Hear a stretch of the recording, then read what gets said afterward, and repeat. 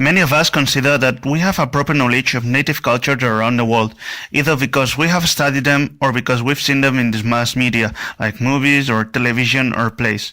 But the point is that we still have many things to learn of them and from them, meaning that they are, for most of us, completely unknown, even nowadays.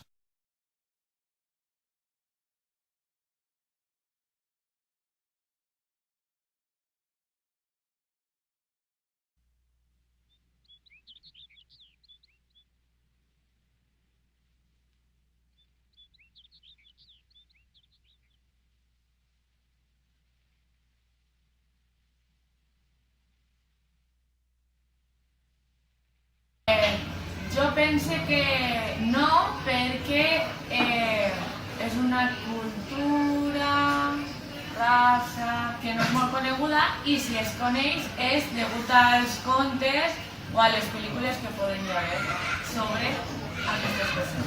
Well, I don't think so. Pero en absoluto. No. No?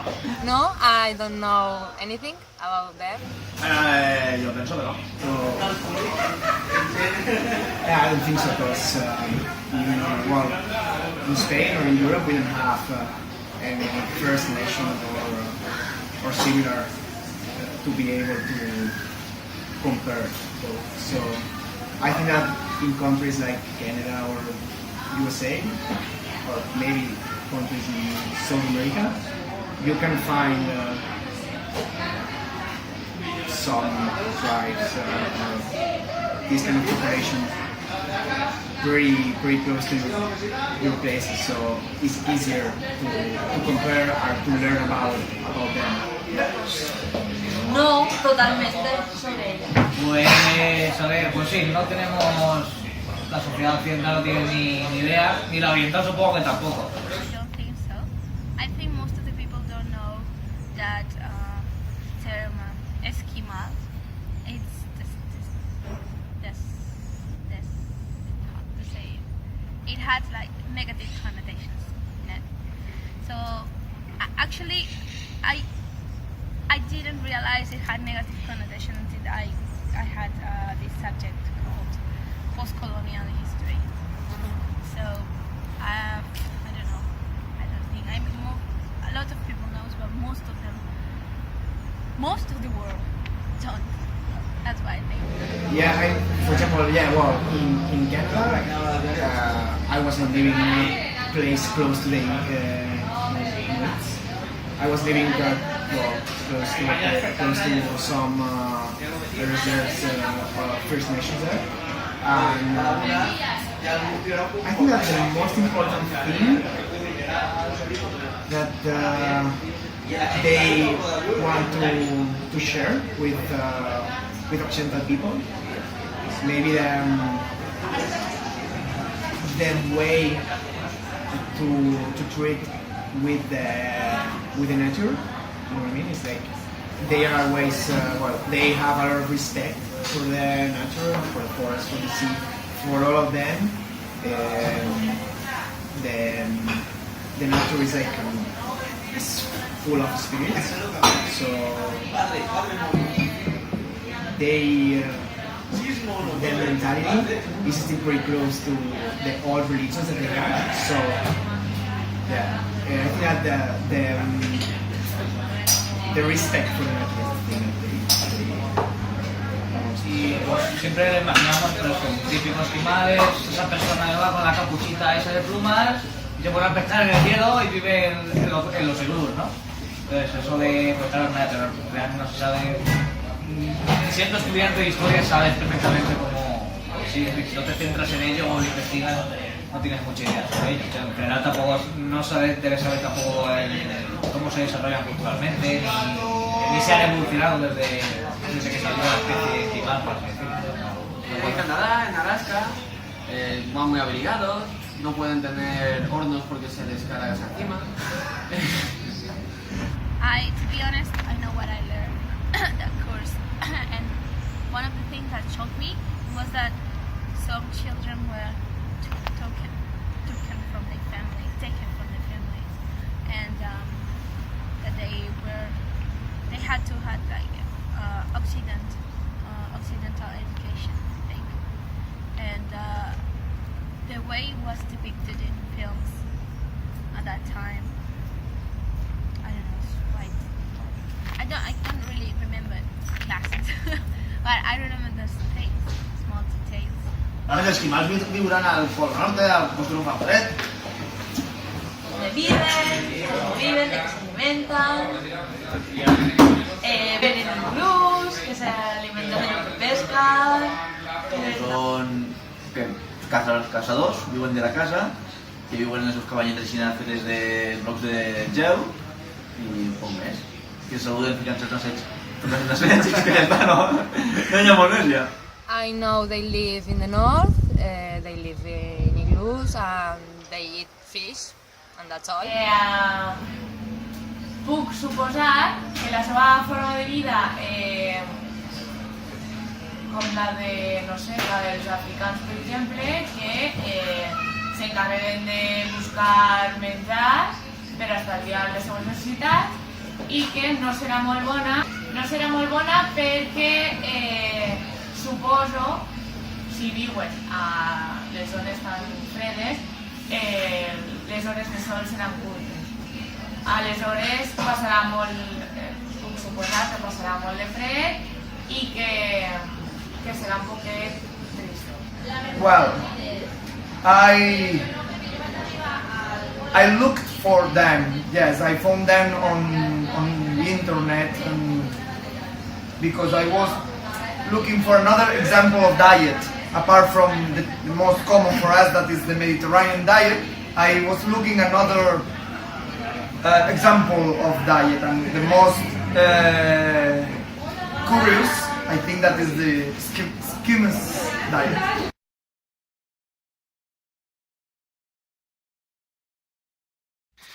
The single story creates stereotypes, and the problem is not that they are untrue, but they are incomplete. They make one story become the only story. A single story is when the same story gets told over and over again, about a place or about people that we don't know firsthand, whose main problem is that it leads us to stereotypes, half-truths, and not the full truth. The single story is the opposite of what Chinua Achebe calls the balance of stories, where all people tell their own stories in their own words, something that has only begun with the rise of postcolonial literature. But most part of our stories are still stuck in colonial times, while mainly just white men tell their own stories. The only difference is that now a few tokens, like Achebe himself, are thrown in for good measure. However, tokenism is not enough. There's no way that any token can present the human fullness of his own people, his own time and place.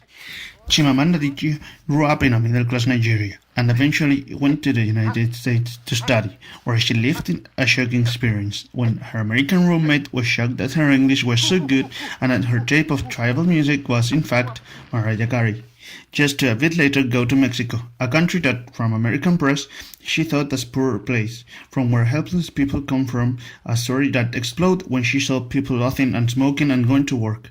It shouldn't have shocked her, but it did. Getting informed by watching Western culture's television, it is a comforting, self-serving but false and racist picture of the world, one that black people in America or African people in Europe cannot easily avoid since it's pounded into their heads every day, from school, from television, from advertising, and even from other members of these subordinate cultures. But by getting informed just through these mainstream media, we will not realize some facts such as that half of all the members of these cultures are middle class, or that the world is less than a fourth white. The white gaze is looking at the world through a white person's eyes. In Western cultures, it is everywhere. It is a world as sold by white people for white people. Most white Americans do not see it that way.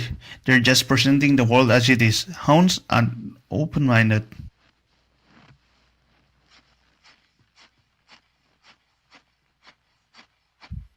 White Americans, for example, know that not all whites are the same.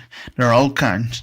But they do not see that black donations are also like that, because stereotypes are spread through education, television, and so on, because they are almost like the air we breathe. Adichie's The Danger of a Single Story provides a powerful tool for the facing history class, describing the powerful impression that the multitude of British stories made on her as a young girl growing up in Nigeria, providing an example of this inner power that these stories have, a serious danger, the danger of making one story become the only story. It is about what happens when complex human beings and situations are reduced to a single narrative, And each's point is that each individual life contains a heterogeneous compilation of stories, and if we reduce people to just one, we are taking away their humanity. American politics, for example, have always been prone to single-storyism. They reduce pretty much all issues to the same single story, that of the alien invader, to the idea that every problem can be solved by finding some corrupt or oppressive group to blame. The problem comes when these stories become identity markers. The key is to find a balance between those stories. Notice how the third audience lost at the absurdity of the generalization she makes, and her point is clear. On a micro level, the danger of a single story is that it prevents people from authentically connecting with people as individuals. On a macro level, the issue is really about power. Adichie's speech raises questions that fit directly with facing story scope and sequence, a topic that begins with an exploration of identity and whose main point is to define oneself and the groups to which one belongs, something that, very often, means distinguishing us from them. She encourages us to seek out alternative stories. It's a call to action that both summarizes her message as well as motivates the audience to, perhaps, read some of the writers she mentions. The simple message is clear: do not stereotype. The Inuit are a group of culturally similar indigenous peoples inhabiting the Arctic regions of Greenland, Canada, and Alaska. They are usually and pejoratively referred to as Eskimo, a term considered pejorative to them, but that they use in self-reference for these groups. As we said, the Inuit live throughout many of the Arctic regions, but the area we are going to focus is that of Nunavut. The people of the Dorset, Thule, and the Inuit culture were innovative and learned how to use the limited Arctic resources to become self-sufficient. For thousands of years, the Inuit and their ancestors made their own healthcare, recreation, and education, and used dog teams to travel great distances. When European explorers came to the Arctic looking for a northward passage in the late 16th century, they interacted with some Inuit villages, but did not significantly impact the Inuit lifestyle. It was during the 19th century, when the whaling industry moved to the Arctic, that the Inuit lifestyle began to change. For generations, the Inuit people of Nunavut lived a traditional life in the Arctic, moving from one place to another with the seasons. The lifestyle was semi-nomadic, moving 3 or 4 times a year. They might catch whatever they could along the way, but they always had a specific destination. Many Inuit groups would spend the winters in snow houses on the sea, ice hunting seals, springtime on the coast catching seals and fish, and summertime inland hunting caribou. When the hunting was good, the spring, summer, and fall were times to hunt and travel, while the midwinter was a time to spend with the family, tell stories, play games, and learn about Inuit oral history and Inuit legend. The Inuit invented various types of transportation to travel in the Arctic. The point is that walking was the most common form of transport in the Arctic. Inuit would pack their children, their hunting, and everything they needed, and walk perhaps hundreds of kilometers. They often left behind the tools and implements needed, because they would revisit their summer camp next year, and much of what they needed would remain there. In addition, coastal Inuit used small boats called kayaks and larger boats for kalumyaks to hunt. The climate dictated when and where they would move. An early spring meant the caribou could migrate early. A late spring and cold summer meant the caribou might be late or change their migratory route altogether. When caribou migrated in large herds, they were easy to catch, and so timing was important. The Inuit camp had to establish and ready for the caribou migrations coming north in the spring and south in the fall. If they missed a fall harvest, the camp might go hungry or even starve during the winter. Sharing and interdependency were traits of the traditional Inuit economy, and within the camp there were different people with different skills, all of them needed. No one individual had all the skills necessary, and the survival of the group was dependent on the skills and abilities of the individuals. Camp size was determined by the number of animals in the immediate area to support that camp. Too many people and not enough food meant the camp would have to split up, with one group moving to a new location. Inuit industry relied almost exclusively on animal hides, driftwood, and bones, although some tools were also made out of worked stones. Walrus ivory was a particularly essential material. Art played a big part in Inuit society, and continues to do so today. Small sculptures of animals and human figures, usually depicting everyday activities such as hunting and whaling, were carved from ivory and bone. The Inuit lived in small communities numbering several households. During a lifetime, an Inuit might encounter a few hundred people. Most of these would be relatives of one kind or another. Relatives were obliged to share with each other, so the more relatives you had, the better your chances of survival. Historic accounts of violence against outsiders thus make clear that there was a history of hostile contact within the Inuit cultures and with other cultures.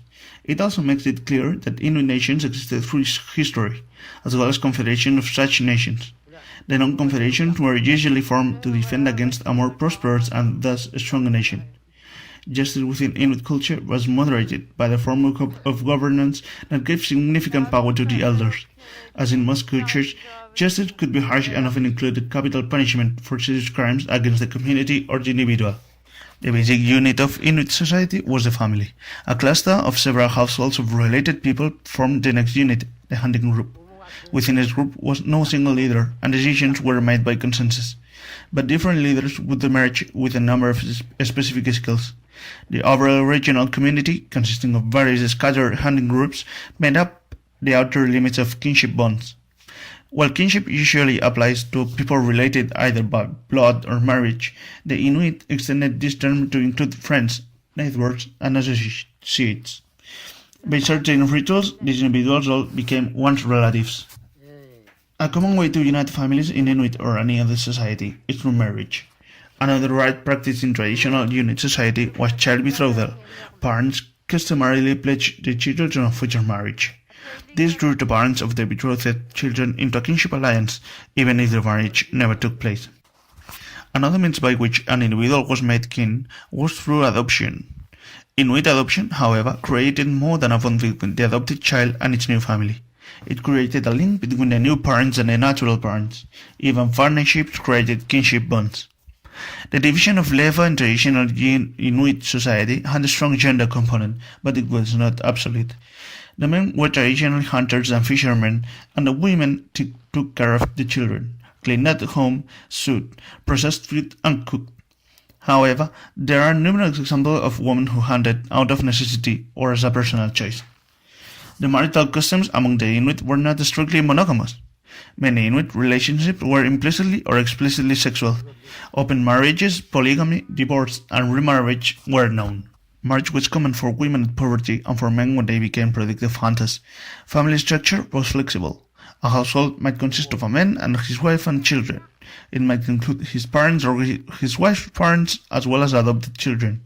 It might be a larger formation of several siblings with their parents, wives, and children, or even more than one family sharing dwellings and resources. Every household had its head, an elder or a particularly respected man. There was also a larger notion of community, as several families shared a place where they wintered. Goods were shared within a household and also within a whole community. The Inuit considered generosity, mildness, and gentleness to be a very good trait. Since their society relied on the cooperative effort for all of its members, these traits became indispensable. Children developed certain traits enough as a process of social pressure. Education took place within the family and the community circle. By constant exposure to their parents and other adults in the community, children learned all they needed to live successfully. The Inuit of old did not have a written language, so skills and knowledge were passed down by word of mouth. After a successful hunt, the details would be shared with the community. Being patient was part of life, and children learned this too. In traditional Inuit society, there were no laws as we know them today. Taboos and ritual, however, did restrict behavior. Fear of criticism and rejection were two strong forces that controlled people's actions. The language of the Inuit existed without written form until missionaries went north in the late 18th and 19th centuries. But the Inuit possessed more than an oral language. They also maintained a non-verbal language that relied on body expression and other cues to display feelings. So the Inuit learned to interpret human behavior in the same manner they read animal behavior. Inuktitut reflects and reinforces the Inuit's culture and value system, a language that places a strong emphasis on nature and its elements. In Inuktitut, there is no distinction between animate and inanimate objects, but a distinction is drawn between things that are named and things that are not. The Inuit were a healthy people. Their diet was protein-rich and provided all the necessary nutrients. Major problems arose, however, during periodic bouts of starvation that could severely awaken a community and in some cases led to the death of many members. With the coming of non-native to the north, the Inuit were exposed to many diseases. Having little or no immunity to these foreign illnesses, the Inuit died by the hundreds. A pervasive European myth about the Inuit is that they kill elderly and unproductive people, but this is not generally true. In a culture with an oral history, elders are the keepers of communal knowledge, the community library. Because they are of extreme knowledge as the repository of knowledge, there are cultural taboos against sacrificing elders. According to Francois, suicide was not of rare occurrence and was generally accomplished through hanging. Aged people who have outlived their usefulness and whose life is a burden both to themselves and their relatives are put to death by stabbing or strangulation. This is customarily done at the request of the individual concerned, but not always so. When food is not sufficient, the elderly are the less likely to survive. In extreme case of famine, the Inuit fully understood that if there was to be any hope of obtaining more food, a hunter was necessarily the one to feed on wherever food was left. However, a common response to the desperate condition and the threat of starvation was infanticide. A mother abandoned an infant in hopes that someone less desperate might find and adopt the child before the cold or animals killed it. They believe that the Inuit regularly resorted to infanticide may be due in part to studies. Notice, however, that the research is neither complete nor conclusive. During the 19th century, the Western Arc suffered a population decline of close to 90%, resulting from exposure to new diseases, including tuberculosis, measles, influenza, and smallpox. Autopsies revealed that, more commonly, these diseases might have contributed to mass deaths among different Inuit tribes. The life of the Inuit was intimately bound to the natural environment, and in traditional religion this same emphasis was apparent. Religion and spirituality was in the form of nature worship. The unpredictable forces of nature were believed to be controlled by powerful spirits, and it was important to appease these spirits when they had been angered. The shaman was the intermediary between the world and the spirit world. It was believed that the shamans possessed magical powers, such as healing powers, and be able to cure illnesses. Another traditional Inuit religious belief was that the human spirit lived on after people died. The spirit of a deceased person would eventually occupy a newborn who had received the spirit's mortal name. The child, it was believed, would acquire its namesake's soul and abilities.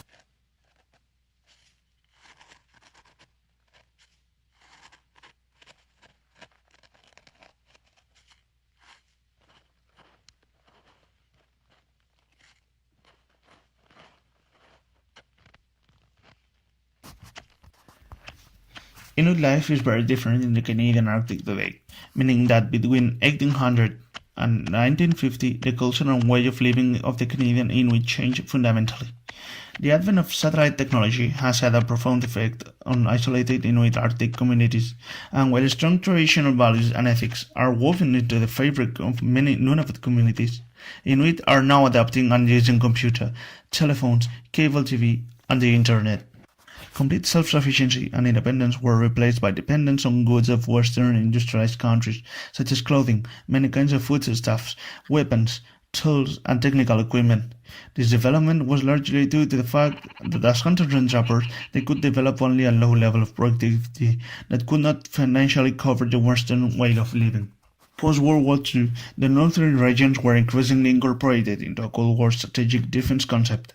Despite the fact that this developed infrastructure and created jobs, it also led to a sudden urbanization that not every community could adapt to. Traditional ways of living were increasingly constrained and eliminated, with no provision made for the transition to the new way of living, and these transitional difficulties were even further enhanced with, for example, diseases such as polio. Many Inuit tried to continue their traditional way of living in their ancestral regions while adapting to the new conditions, but they became more dependent on government welfare. Beginning in the 1950s, the Inuit regions became concerned about three issues: military security requirements, discovery of economically important natural resources, and an increasing sensibility for the special concerns of the Inuit. The government felt the need to exercise governmental control and sovereignty over the territory and created a Department of Indian Affairs and Natural Resources. This department established social benefits such as unemployment aid, social welfare, care of the sick and of the elderly, comprehensive educational and welfare programs. At the same time, though, the Canadian government forcibly moved many Inuit families from their traditional hunting grounds into new and empty areas to reinforce claims of Canadian sovereignty. And at the end of the 20th century, a number of issues faced the Inuit. the use of technology, urban flagged by the young, and thus the viability of their traditional culture. Caught between two walls, the Inuit now use snowmobiles and the internet in place of the hummic and the sled. Nonetheless, they have designed legislative and traditional ways to maintain and protect their subsistence lifestyle. Nowadays, most Inuit use snowmobiles to travel on the land, and intercommunity travel is usually by airplane, the vital link connecting the many communities, although some Inuit still maintain dog teams. Today, Inuit still maintain elements of sharing and interdependency in their culture, but their life has changed and none of it today has adopted a wage economy. The need for income to purchase groceries, pay mortgages, and buy vehicles has encouraged many Inuit to take jobs with the non-of government and municipal governments, and the Canadian dollar has become, in most of the occasions, the medium of exchange. This dependency on the Canadian government is perfectly seen because of the fact that they are currently living in 28 small communities throughout Nunavut, with strong help from the government, which provides housing, healthcare, education, employment, and social services. Currently, Inuit in most communities are closely related. Marriages, extended families, and custom adaptations continue to form bonds of kinship, something that is not as much a survival mechanism today as it is a vestige of traditional life and the function of the cultural and geographic landscape. This will likely change while talking about their education, and that's so because today Inuit attend elementary schools and high school, and are subject to federal and territorial laws which are administered in every community. Modern mainstream discourse has also arrived to their entertainment spare time. Indeed, many Inuit children have computer games at home as well as modern video game consoles, or their origin, which has completely changed, as we can see in the fact that today many Inuit love their Catholic or Anglican church. But probably one of the most important is that of their way of expression. As with the rest of Native Americans, the Inuit acculturation and assimilation patterns were more the result of coercion than choice. A main tool of assimilation was education. Schools discouraged the learning of native languages. English became the primary language, and those students who spoke their native Inupiaq language were punished. That's why, returning to their home villages after being sent away for years, these Inuit no longer had a connection to their language or culture. Thankfully, they haven't lost their language, but most of them, especially the younger Inuit, are mainly bilingual, reading and writing both English and Inuktitut, though this will change in the case of those middle-aged and elderly Inuit, that are mainly unilingual in Inuktitut or speak some English. Notice, however, that although it is true that the Inuit, especially the younger, have been strongly influenced by other languages, especially English, although French is also an official language, Inuktitut has had also a strong influence on several languages, giving place to words we tend to use every day, like parka, anorak, igloo, husky, or kayak. Well, before taking this course, after taking it, I realized lots of things. I realized that we usually tend to believe what we read or what we heard here or what people tell us. But before taking this course, I believe it. Just as I see, for example, just as I see how other people think that their world countries are, and they are not what people think they are, because I come from a third world country, and it's not that bad. And here people think that, oh my God, and it's not that bad. And I think it happens the same with this kind of, with other cultures we don't know, that we tend to create what media tells us, and until we don't have someone who really tells us this is wrong and this didn't really happen, and this is a stereotype, we don't really acknowledge that. That's why I think I was very ignorant, just as lots of us are. Estereotipos, todo es un estereotipo, ¿verdad? O sea, salvo lo que vivir, todo es un estereotipo. El 80% de la televisió és en igual per la televisió. I per la segona opció. Per què? Perquè és una cultura o és un grup ètnic, un grup de gent que és que no se'ls dona publicitat, si vols dir així, que no és conegut per al resta de la societat. Si se coneix és per això, perquè hi ha mitjans que t'aporten aquesta informació, però potser siga perquè ho fan a modo de fantasia, a modo d'entreteniment, i no és perquè diguen anem a estudiar això. A lo millor estudiem els indis o estudiem els... no sé, o el tema de la prehistòria, però no parlem res dels esquimals, que són un altre tipus de gent que també seria interessant estudiar-los. Yes, I think I have learned it in school. Estereotipos, sí, segurament. Total. Hombre, algo decente que ya bueno, pero seguramente sean estereotipos todos. No, esto es típico, claro. Como que ha salido en televisión, ¿no? Los típicos libritos estos de dibujos de pequeños que te aparece el esquimal o así. Nunca se han documentado nunca. Stereotypes are as old as human culture itself. They reflect ideas that groups of people hold about others who are different from them and can be either positive or negative, but most of them tend to make us feel superior in some way to the person or society being stereotyped. In conclusion, stereotypes ignore the uniqueness of individuals by painting all members of a group with the same brush. Since the very first contact with Europeans, North American native population were described simplistically and stereotypically and were considered as inferiors. This has resulted in enduring stereotypes and myths such as the fact that all native populations are homogeneous, meaning that they all share the same story and have the same customs and beliefs, on the point that they are people of the past. The point here is that there are numerous distortions of history, many of which continue as stereotypes. The problem is that these images have become known not only in North America, but across the world. These stereotyped issues include simplistic characterizations, romanticizing the native culture, stereotyping by omission, and the use of a bunch of simplistic characteristics.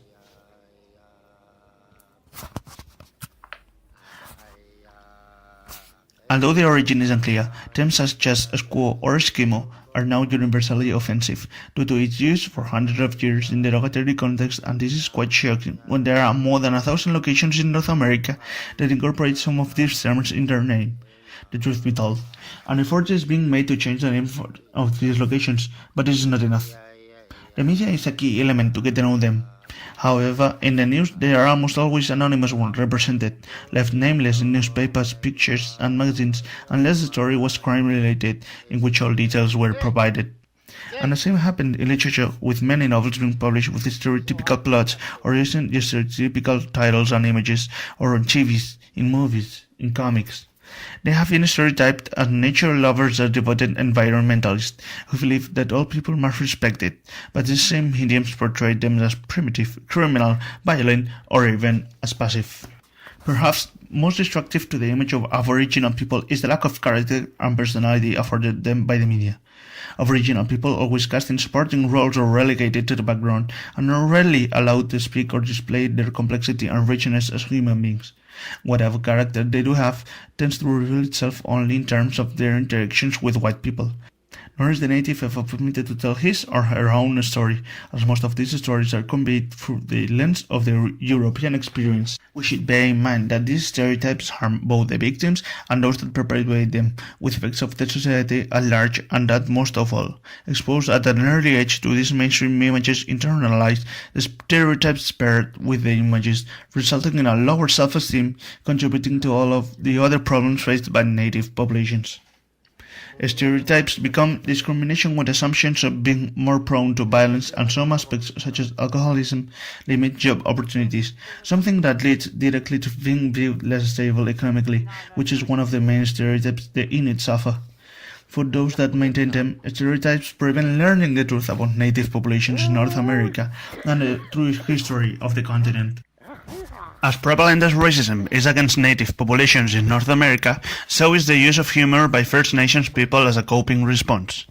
Racism against First Nations and other Native American populations is still widespread in contemporary society and is reflected in both government policies and in public perception.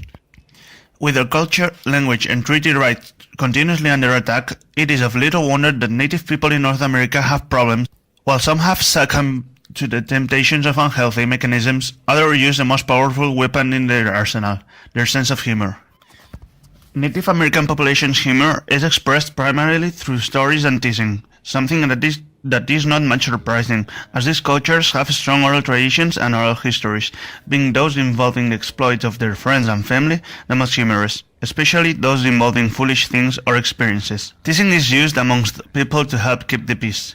There are three common characteristics of teasing: permitted disrespect, which implies that we have the other person's permission to joke about them and requires a level of intimacy between the individuals, and self-deprecation, a reverse form of teasing, in which an individual teases him or herself to portray humility and to display solidarity. Notice, however, that as Roger Spielman states, teasing differs between native populations and non-native populations. Now that we've established the native populations have a sense of humor, we can check at how they use this sense of humor as a coping mechanism. Native populations have an unmatched ability to laugh at themselves and their situation. Humor is an integral part of their culture, and it's essential to the long-term health of their society, as it promotes self-esteem, emotional well-being, and permits more satisfying interpersonal relationships. Without humor, native populations would surely have succumbed to the pressures of racism and assimilation long ago. That means that humor is among the more positive and effective coping mechanisms that can be used, and that it is an integral part of their culture.